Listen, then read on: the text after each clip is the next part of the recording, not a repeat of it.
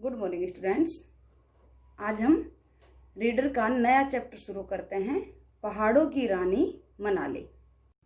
पहाड़ों की रानी मनाली।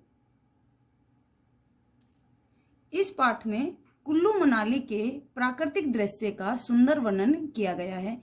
किस दृश्य का वर्णन किया गया है? प्राकृतिक दृश्य का। समुद्र सतह से 1219 मीटर की ऊंचाई पर पर्वतों की गोद में बसी कुल्लू मनाली का नैसर्गिक सौंदर्य सैलानियों का मन मोह लेता है। कुल्लू मनाली का जो नैसर्गिक सुंदरता है, जो प्राकृतिक सुंदरता है, वह सैलानियों का मन मोह लेता है, आकर्षित कर लेता है। और कहां पर बसी हुई है कुल्लू मनाली? पर्वतों की गोद में।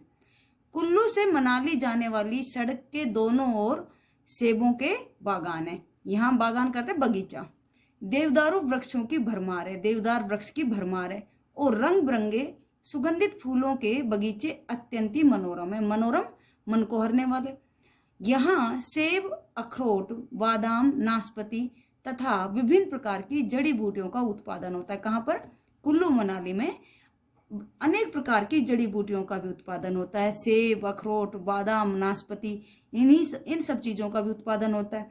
और वहां की सुंदरता के बारे में बताया गया। दो सड़कों के दोनों तरफ क्या है? सेबों के बागान, देवदार के वृक्ष और रंग बिरंगे सुगंधित फूल है। इससे वह दुगनी सुंदरता बढ़ा रहे हैं और मन को प्रसन्न कर रहे हैं। मनोरम, जहां मन अति प्रसन्न हो जाता है। प्राकृतिक सुंदरता को देखकर मन अपने आप ही प्रसन्न हो जाता है। जैसे आपके स्कूल के पीछे अरावली पर्वतमाला है, स्कूल की हरियाली को देखते हुए मन प्रसन्न हो जाता है। आप ग्राउंड में कितने प्रसन्न होकर खेलते हो, तो वहां पर क्या है?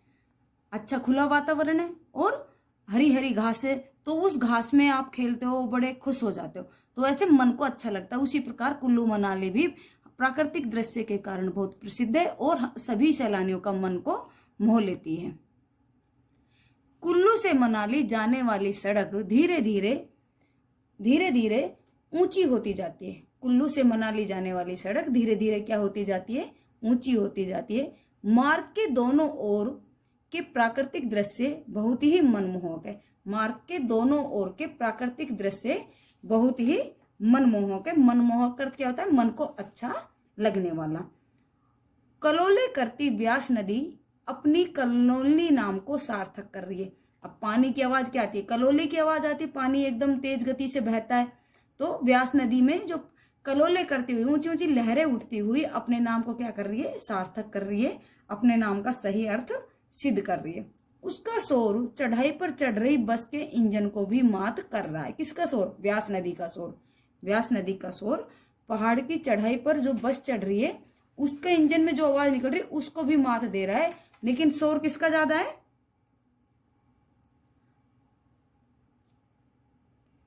व्यास नदी का। व्यास नदी का शोर बस के इंजन से भी ज्यादा है। व्यास नदी छोटे बड़े पत्थरों से टकराती, टेढ़ी मेढ़ी राहें बनाती अबाध गति से अपने गंतव्य की ओर बहती जा रही है। अबाध गति, निरंतर।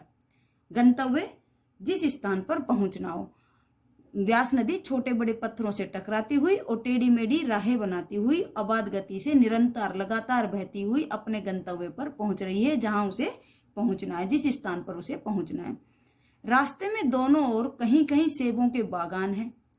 पाइन और देवदार वृक्षों की भरमार है। भरमार करते भरपूर मात्रा में।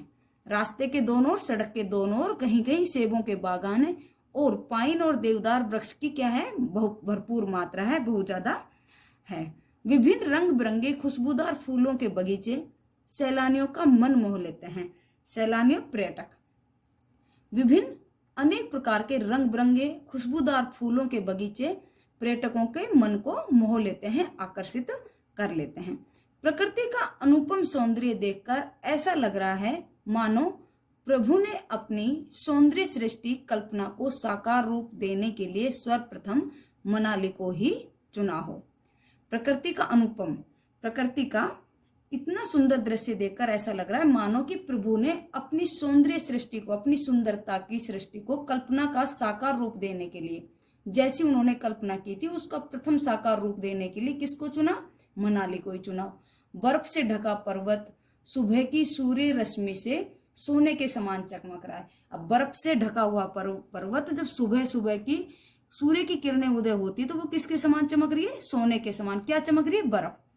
पर्वत सूर्य की किरणों से बर्फ सोने के समान चमक रही है। पर्वत कभी दूर तो कभी पास दिखने लगते हैं, और पर्वत कभी तो पास दिखने लगते हैं, कभी दूर। सूर्य की गर्मी के प्रभाव से बर्फ गलकर जल के रूप में नीचे की ओर प्रवाहित हो रही है। अब सूर्य की गर्मी तेज होने के कारण क्या हो रही है, बर्फ गलकर जल के रूप में नीचे प्रवाहित हो रही है। पर्वत, ग्लेशियर, जंगल, नदी, फलों, गेहूं के खेतों इत्यादि के सामूहिक रूप का जो चित्र बन रहा है, पर्वत, ग्लेशियर, खेती, नदी, फल, गेहूं के खेतों इत्यादि के सामूहिक रूप से जो चित्र बन रहा है वो उस क्या है, आकर्षित कर रहा है किसको, पर्यटक को। उसके आकर्षण से यहाँ आने वाला बरबस सम्मोहित हो जाता है।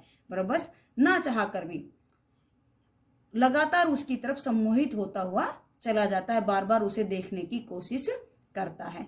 इस समय व्यास आंखों से ओझल तो हो गई, किंतु उसका निनाद अवश्य सुनाई पड़ रहा है।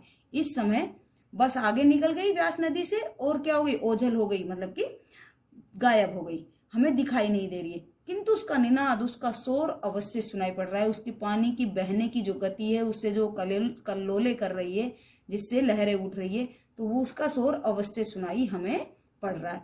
हिमालय के साम्राज्य में कान और आंख ही अंग अत्यधिक संवेदनशील हो उठते हैं। हिमालय के साम्राज्य में, हिमालय पर्वत के साम्राज्य में कान और आंख, कान में तो क्या सुनाई दे रहा है, शोर, और आंखों से क्या देखी जा रही है, सुंदरता।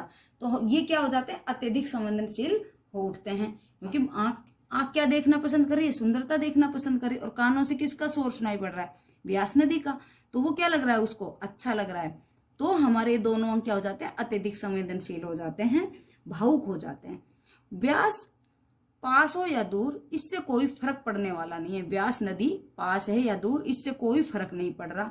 इस पर्वतीय क्षेत्र में उसका संगीत कहीं ना कहीं से अपने होने का आभास अवश्य कराता है। इस पर्वतीय क्षेत्र में, कुल्लू मनाली वाले पर्वतीय क्षेत्र में, उस नदी का संगीत कहीं ना कहीं अपने होने का आभास अवश्य कराता है। कौन, किसका आभास होता है, व्यास नदी का।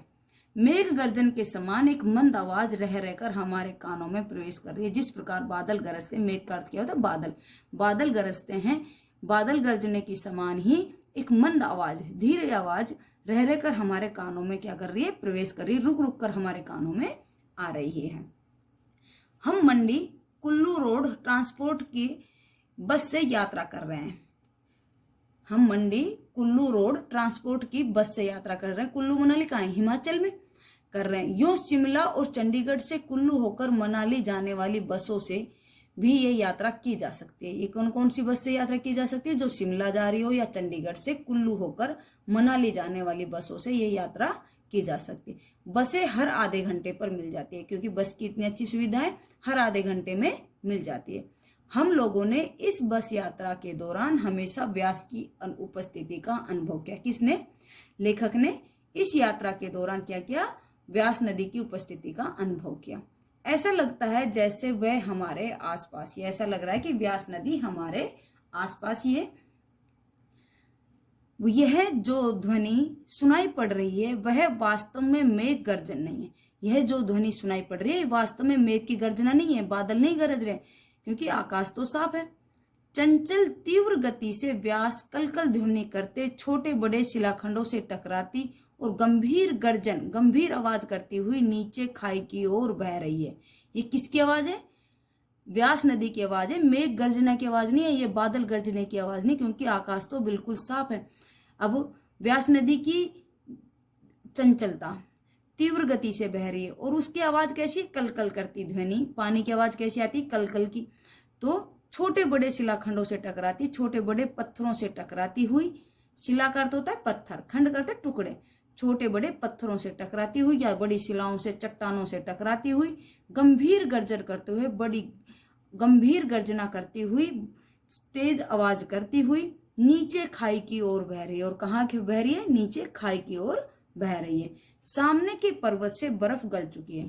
अब ग्लेशियर गलता है, जब बर्फ गलती है तभी तो पानी बहता है, बर्फ गलने से पानी बहता है, और पानी, सामने के पर्वत से बर्फ गल चुकी है। बर्फ गल जाने से क्या हुआ, बर्फ गल जाने से क्या हुआ, पर्वत की सुंदरता में कोई अंतर नहीं है। अब बर्फ तो गल चुकी है, लेकिन ये नहीं पर्वत सुंदर नहीं लग रहा, पर्वत की सुंदरता में कोई भी फर्क नहीं आया, उसका कोई अंतर नहीं आया।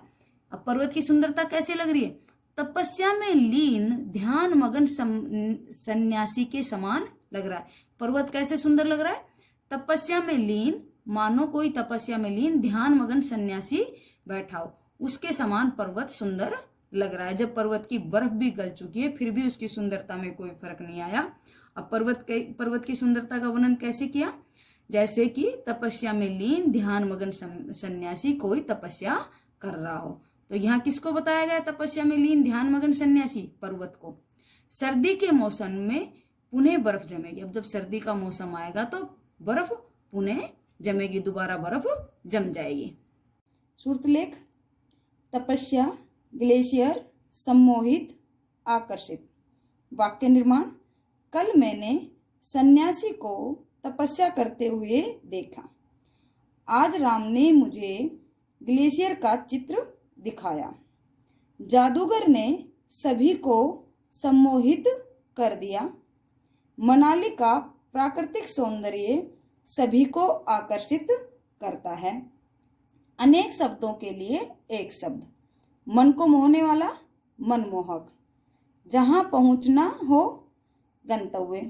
बिना किसी बाधा के, अबाध। भवन निर्माण की कला, शिल्प कला। गगन को छूने वाला, गगनचुंबी। पत्थर के टुकड़े, अनगढ़े पत्थर। कठिन शब्दार्थ, मनमोहक, मन को अच्छा लगने वाला। सार्थक, अपने अर्थ के अनुसार होना। आबाद, निरंतर।